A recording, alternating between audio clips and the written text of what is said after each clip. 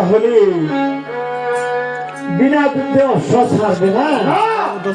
যুদ্ধ শিখেছ? দেখেন ছোট বালক কত জোর গলা বলে, প্রয়োজন হলে তোমাকে শিখাইতে পারি। আর এদিকে আমার কুশের সাথে শত্রুদের প্রসন্ন যুদ্ধ হব। আর যুদ্ধ করিতে করিতে শত্রু জয় করে দক্ষিণ দেশে প্রাণ হারাইলেন। আর এইদিকে দুদিকে শ্রীরামচন্দ্রের অযোধ্যায় উপনীত হইলেন। আর যুদ্ধে দেখিয়া শ্রীরামচন্দ্র বললেন, ওরে দুধ শোনাবি মন, রঙের সংবাদ বলে আমার জোড়ার জীবন। মহারাজ, ওগো ব্রহ্ম সনাতন মঙ্গল বলমতি, ওরে সতের বিনবীর চলে গেল অযোধ্যায় চলতি।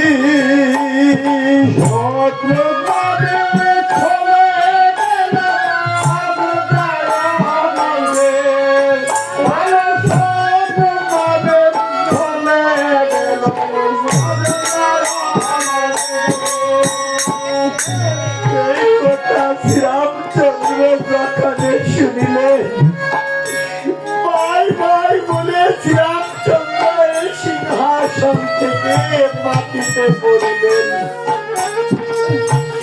আর শ্রীরামচন্দ্রের কান্না শুনে বশিষ্ঠ মুনি বললেন, হে শ্রীরামচন্দ্র, হে শ্রীরামচন্দ্র সুমহান যজ্ঞের কারণে ভাই ভাই বলে না করা ক্রন্দন।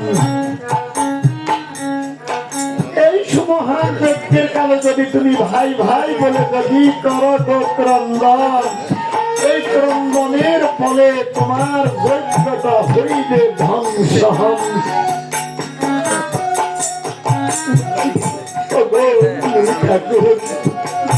আমার স্নেহের ছোট ভাই সে মারা গেল, আমি কেমন করে ভাইয়ের সুখ আমি সম্বরণ করব? হে শ্রীরামচন্দ্র, তোমার দুইটি ভাই আছে, বড় তার লক্ষণ। তোমার এই দুটি ভাইকে তুমি পাঠিয়ে দাও মুনি তপোবন। আর দুটি বালকের সাথে যুদ্ধ করে তারা সেখান থেকে যজ্ঞরস করিবে উদ্ধার হন। আর দিকে শ্রীরামচন্দ্র তখন আপনি বড় তার লক্ষণ বলে ডাকিতে লাগিলেন।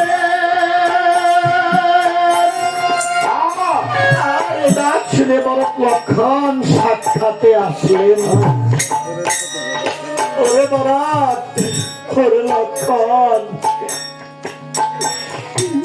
ভ্রমিতে ভ্রমিতে অশ্বের ওই দক্ষিণ দেশে গমন। ওই দক্ষিণ দেশে দুটি বালকের হাতে আমাদের ছোট ভাই হারাইছে জীবন।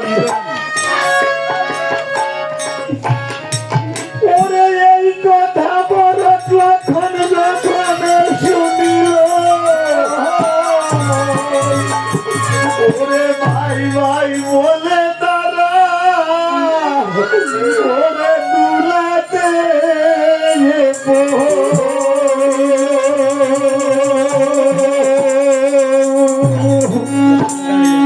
আর কিছুক্ষণ পরে বড়দের তখন আপনি জ্ঞান ফিরে এলেন। আর লক্ষণকে বলছে, লক্ষণ রে, ওরে লক্ষণ শুনো দিয়ে মন, বিলম্বের নেই প্রয়োজন, চল যাই একভাবে শেষ করিব শয়তান দুরাইয়ের জীবন। ওরে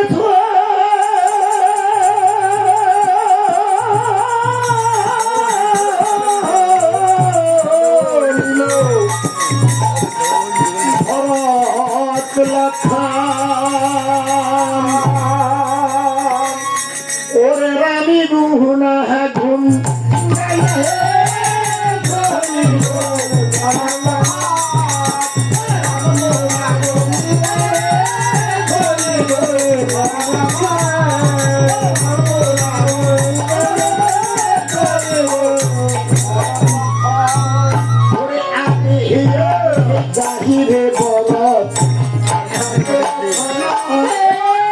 ধরিল ভরত লক্ষণ আগিয়া গাহিলে ভরত কাছে লক্ষণ ধরিল ভরত লক্ষণ কিছু দূরে তারা ধরিল ভরত লক্ষণ ধানে সর্প দেখিল দক্ষিণে শ্রীকাল ধরিল ভরত লক্ষণ ধানে সর্প দেখিল দক্ষিণে শ্রীকাল ধরিল ভরত লক্ষণ দেখে তারা ভাবে মনে মনে ধরিল ভরত লক্ষণ যাত্রাকালে যদি বাম পাশে সর্প থাকে তাহলে মনে করবেন যাত্রা আজকে সুফল নয়।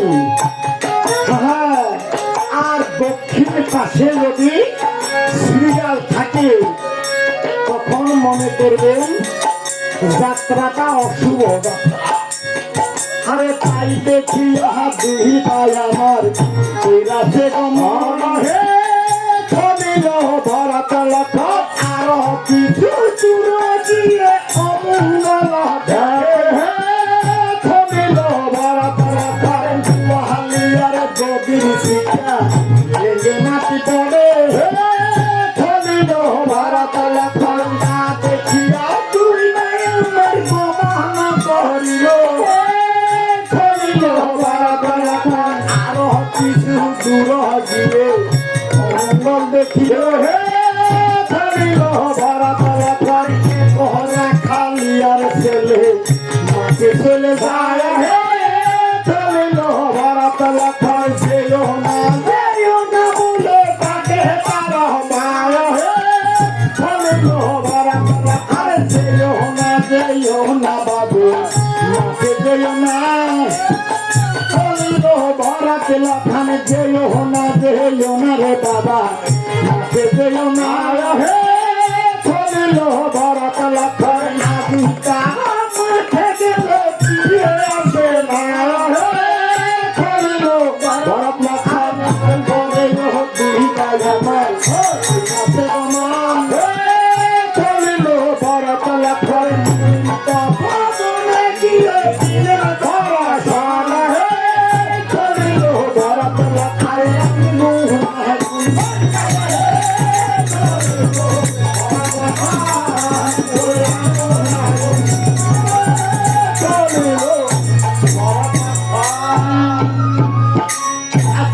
তার লক্ষণ দিলাই অমঙ্গল দেখেও তারা দুই ভাই গমন করিলে আর এমনি তপবনে গিয়ে তখন অমনি এই যে ঘুরে ঘুরে দেখতে লাগলেন তার ছোট ভাইয়ের মৃতদেহ।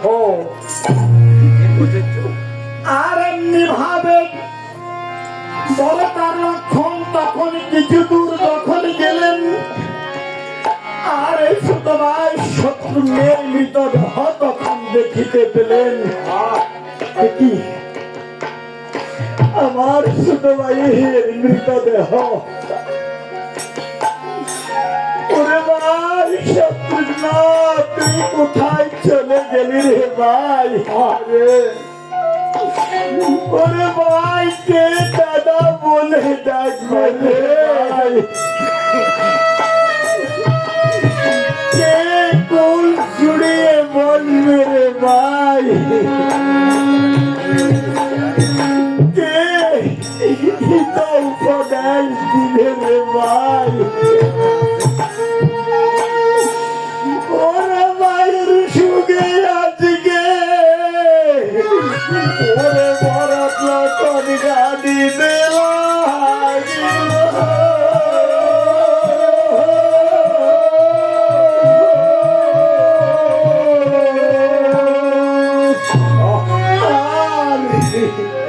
কিছুক্ষণ পরে ভরতবীর তখন এই যে চৈতন্য জ্ঞান পেলেন। ভরত বলে রে লক্ষণ লক্ষণ রে বিলম্বের নাহি প্রয়োজন একবারে শেষ করিবে শয়তান দিবায়ের জীবন। তখন লক্ষণ বললেন কি বললেন? দাদা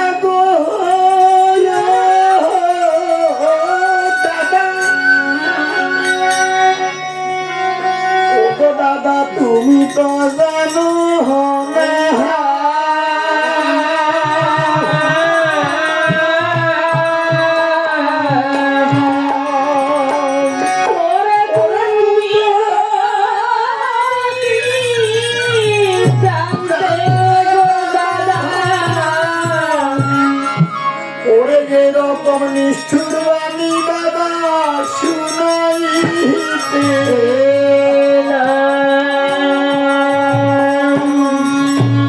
বলা বলছেন লক্ষণ রে, তোর কথাই আমি বুঝতে পারলাম না, আমি বুঝি না। আরে আমাকে বুঝিয়ে বল। তখন লক্ষণ বললেন দাদা গো,